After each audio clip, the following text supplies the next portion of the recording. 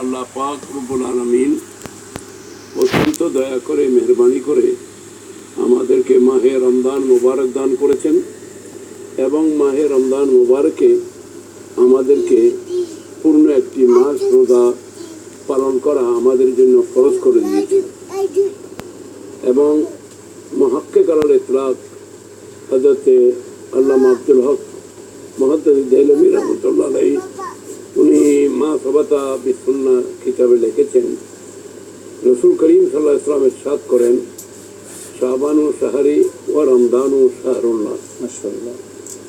শাবানকে রসুল করিম সাল্লাল্লাহু আলাইহি ওয়াসাল্লাম নিজের মাস বলে সম্মানিত করেছেন এবং রমজান মুবারককে আল্লাহর দিকে নিসবত করে আল্লাহর মাস বলে অত্যন্ত ফজিলতওয়ালা দামি মাস হিসাবে আখ্যায়িত করা হয়েছে। এমনি তো আমরা দেখি খানা কাবা বাইতুল্লাহকে খানা কাবাকে বাইতুল্লাহ বলা হয়, দুনিয়ার সব ঘরের মালিক আল্লাহ, কিন্তু বাইতুল্লাহ শরীফের সম্মান মর্যাদা বৃদ্ধির জন্য এটাকে আল্লাহর ঘর বলা হয়। ঠিক তেমনিভাবে সমস্ত মাসগুলো আল্লাহ, কিন্তু এই মাসকে অত্যন্ত মর্যাদাবান করার জন্য এটাকে শাহরুল্লাহ বলা হয়েছে। তো এই মাসে যে সমস্ত বান্দা আল্লাহ যাদের উপর রোজা ফরজ করেছেন, ফামান শাহিদা মিনকুমুশ শাহরা ফালিয়াসুমহু, যারা জীবনে এই মাস পেয়ে যাবে তাদের জন্য এই এক মাস রোজা পালন করা ফরজ আল্লাহ করে দিয়েছেন। মোহতারাম, এখান থেকে আরো শুনবো। আমরা একটা টেলিফোন নিয়ে ফিরে আসবো আপনার কাছে। আসসালামু আলাইকুম ওয়া রাহমাতুল্লাহি ওয়া বারাকাতুহু। জি, আসসালামু আলাইকুম। ওয়ালাইকুম আমি আসসালাম। লুৎফর রহমান বলছি, Bangladesh gas field company Brahmanbaria থেকে।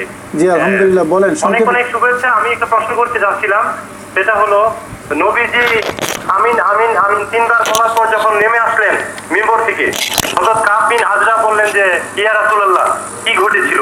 তখন নবীজি বললেন যে জিবরিল আমিনের দোয়া আমি আমিন বলেছি। দোয়া তিনটার প্রথমটা হলো রমজান মাস পেয়ে ওই আত্মশুদ্ধির মাধ্যমে সিয়াম সাধনের মাধ্যমে যে মুক্তি লাভ করতে পারেন সে ধ্বংস হোক। আর দুইটা তো ওই যে নবীজির পরে যে দরুদ পড়লো না, আর পিতা মাতাকে যে সেবা শুশ্রূষা করে ব্যস্ত নিশ্চিত করতে পারলো না। তো বুঝে আমি এক নাম্বারটা সম্পর্কে জিজ্ঞেস করতে যাচ্ছি। এখানে অপশন হলো দুইটা, আল্লাহর প্রধান ফেরেশতা জিবরিল আমিনের দোয়া এবং নবীজি আমিন বলে সেই দোয়াকে সত্যায়ন প্রত্যয়ন করেছেন, সার্টিফাই করেছেন। এখানে হয় মুক্তি লাভ অথবা ধ্বংস লাভ, এই দুইটা অপশন, এখানে থার্ড কোনো অপশন নেই। এটা একটু খোলাসা করে বলবেন। আর এটার সাথে সম্পর্ক প্রশ্নটা হলো, রমজান মাসে কিংবা পরবর্তীতে যদি আমার কর্মজীবন, পারিবারিক জীবন এবং প্রফেশনাল ওয়ার্ল্ডে যদি আমি রমজানের শিক্ষা প্রয়োগ করতে না পারি, তাহলে তো বোঝা গেল যে আমি সেকেন্ড অপশনের মধ্যে আছি, মানে ধ্বংসপ্রাপ্তদের দলেই আছি, তাই নয় কি? আমরা বুঝতে পেরেছি আপনার প্রশ্ন। ধন্যবাদ আপনাকে। আপনি ওই হাদিসটি কোট করেছেন যে আপনি হুজুর ওই পামান শাহিদা মিনকুমুশ শাহরা ফালিয়াসুমহু দিয়ে শেষ করেছিলেন, সেখান থেকে আরেকটু শুনবো। পামান শাহিদা মিনকুমুশ শাহরা ফালিয়াসুমহু, আল্লাহ বলেছেন কোন বান্দা তার জীবনে যখন মাহে রমজান মোবারক পেয়ে যাবে সে অবশ্যই এই মাসের রোজা পালন করবে। আমাদের প্রশ্নকারীর প্রশ্নটা কিন্তু এই জায়গায় ছিল যে ওই যে হাদিসটি মিম্বরে প্রথম, তাই হাদিসটি হলো হযরত আল্লামা ইমাম জালালউদ্দিন সাইয়্যিদি রহমতুল্লাহ আলাইহি দুররে মনসুর তার স্বরচিত কিতাবের মধ্যে, তাফসীরের মধ্যে তিনি এই হাদিসটি রওয়ায়াত করেছেন। এখানে সবচেয়ে বড় কথা হলো যে তিনটি বিষয়ে জিবরিল আমিন দোয়া করেছেন এবং সেখানে রসুল করিম সাল্লাল্লাহু আলাইহি ওয়াসাল্লাম আমিন বলেছেন। এখন কথা হলো জিবরিল আমিনের স্থান হলো সিদরাতুল মুনতাহা এবং রসুল করিম সাল্লাল্লাহু আলাইহি ওয়াসাল্লাম তখন অবস্থান করতেছেন মসজিদে নববী শরীফে, সিঁড়ির প্রথম তাকে কদমে পাক রেখেছেন, সেখানে বললেন আমিন। সেখানে রসুল করিম সাল্লাল্লাহু আলাইহি ওয়াসাল্লাম জবাব দিলেন যে জিবরিল আমিন দোয়া কবুল করাবার জন্য এসেছেন। তাহলে বোঝা গেল যে জিবরিল আমিনের এটা আকীদা ঈমান যে সিদরাতুল মুনতাহা থেকে আমার নবী যেখানে থাকেন সেই জায়গা আফজল। এই জন্য মদিনা মুনাওয়ারাকে আমরা আফজল বলি, আর যেখানে রাজা থাকেন সেটা রাজধানী হয়। তো কুল কায়নাতের রাজধানী হলো মদিনা শরীফ, যেহেতু আল্লাহ পাক রব্বুল আলামিন রহমতুল আলামিনকে মদিনা মুনাওয়ারা রেখেছেন। এই জন্য মদিনা শরীফের প্রতি মুসলমানদের অন্তর আকৃষ্ট এবং মদিনা শরীফের দিকে গিয়ে আল্লাহর নবীকে জিয়ারত সালাম করে তারা সন্তুষ্টি লাভ করে। ওনার আরেকটা প্রশ্ন ছিল ব্যক্তি হলো কথা সমাপ্তিতে চলে যাচ্ছি, যে বলা হয়েছে যেই উম্মত জীবনে রমজান মোবারকের মাস পেয়ে গেল, রমজান মোবারকের রোজা, ইফতার, সেহরি, তারাবির নামাজ 20 রাকাত বা জামাত, খতমে কোরআনের সাথে লাইলাতুল কদরের ইবাদত, এবং 20 রমজান থেকে আখেরি রমজান পর্যন্ত এতেকাফ, ঈদ উল ফিতরের নামাজ, এই সব কিছু আদায় করে যেই বান্দা নিজেকে জাহান্নাম থেকে মুক্ত করতে পারলো না, রাসূল পাক বলেন এত বড় নিয়ামত পাওয়ার পরও সে আমার উম্মত হওয়ার যোগ্য না, সে ধ্বংস হয়ে যায়। জি মোহতারাম, একটা টেলিফোন আছে, আবার ফিরে আসবো আপনার কাছে। আসসালামু আলাইকুম রহমতুল্লাহ। হ্যালো, আসসালামু আলাইকুম। ওয়ালাইকুম আসসালাম, সংক্ষেপে প্রশ্নটি করুন। আচ্ছা, আমার নাম কক্সবাজার থেকে বলতেছি, আমার নাম সাইফুল আজিম। জি জি, আমি আপনি জানতে চাচ্ছি, আমার ডায়াবেটিস আছে। হ্যাঁ, ডায়াবেটিস ওইখানে একটা পরীক্ষা করা হয় খালি পেটে, পরীক্ষাটা কি করতে পারবো? ইনসুলিনের পরীক্ষা, ইনসুলিনও পরীক্ষা দুটো আর কি, ইনসুলিন কি নিতে পারবো আর পরীক্ষাটি করতে পারবো? আচ্ছা বুঝতে পেরেছি। ডায়াবেটিসের পরীক্ষা, রক্ত বের হলে রোজার কোনো ক্ষতি হয় না, আপনি পরীক্ষা করতে পারবেন। এবং আধুনিক গবেষক যারা অধিকাংশ ওলামায়ে কেরাম ইনসুলিন নেওয়াটাকেও জায়েজ বলেছেন, সুতরাং সেটাও আপনি করতে পারবেন। জি হুজুর, আপনি যেটা বলছিলেন যে বান্দা এত কিছু পাওয়ার পরেও জি আল্লাহর পক্ষ থেকে মাগফিরাত পেল না, জিবরাইল আমিন তার ধ্বংসের দোয়া করেছেন, রাসূল আমিন বলেছেন। আমিন বলেছেন। জি, সেই বিষয়। তাহলে বোঝা গেল মাহে রমজান মোবারক আমাদের জন্য এত বড় একটি আল্লাহর পক্ষ থেকে নিয়ামতের মাস, যেই মাস আল্লাহ আমাদেরকে দিয়েছেন বান্দাকে যেন মাফ করা হয়, বান্দা যেন জান্নাত পায়।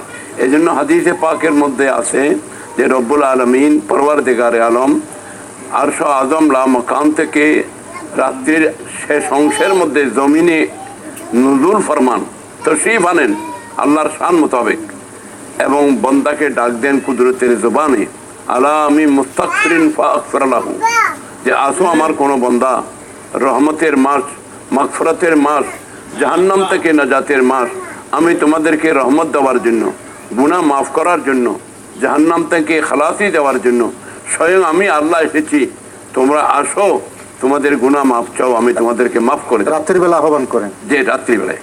তো এবং যেহেতু হাদিসে পাকের মধ্যে রয়েছে যেই ইমানদার বান্দা দিনে রোজা রাখবে, রাত্রিবেলায় কিয়ামুল লাইল করবে, তারাবির নামাজ সহ, তাহাজ্জুদ সহ, আল্লাহ পাক রব্বুল আলামিন তার বিগত জীবনের গুনাহ মাফ করবেন, তাকে জান্নাত দান করবেন। মাশাআল্লাহ, আলহামদুলিল্লাহ, আলহামদুলিল্লাহ। সেই রমজান মাস আসলেই আমাদের জন্য একটা সওগাত।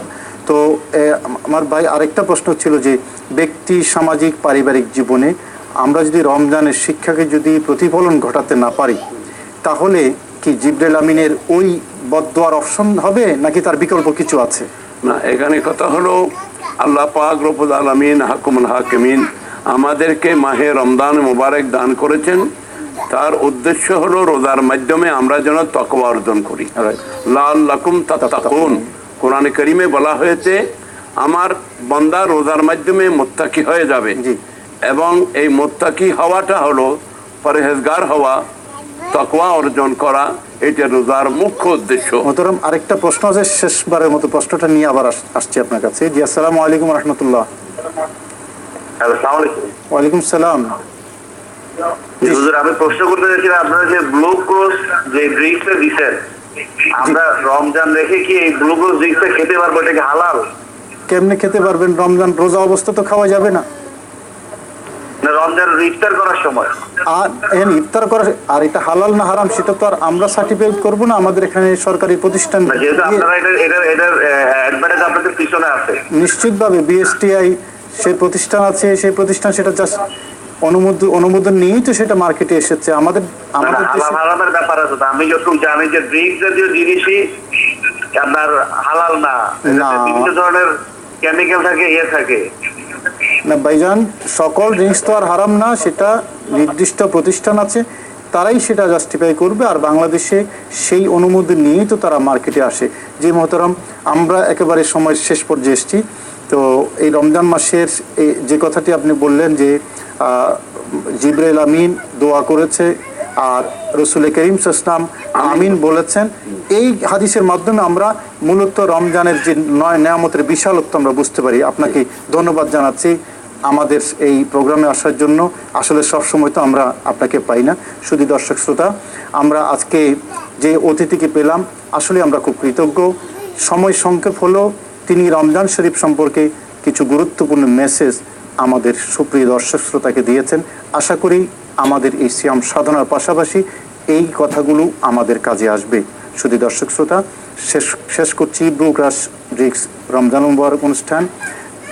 একটি বিরতির পর কাফেলা অনুষ্ঠান দেখার আমন্ত্রণ জানিয়ে আপনাদের সকলকে শুভেচ্ছা জানিয়ে বিদায় নিচ্ছি। আসসালামু আলাইকুম রহমতুল্লাহি ওয়া বারাকাতুহু। আল্লাহু কি যে মধুর নাম। বন্ধুরা, কোকোমো খাও, খেলনা জমা, বড় একটি প্যাকেট কিনলে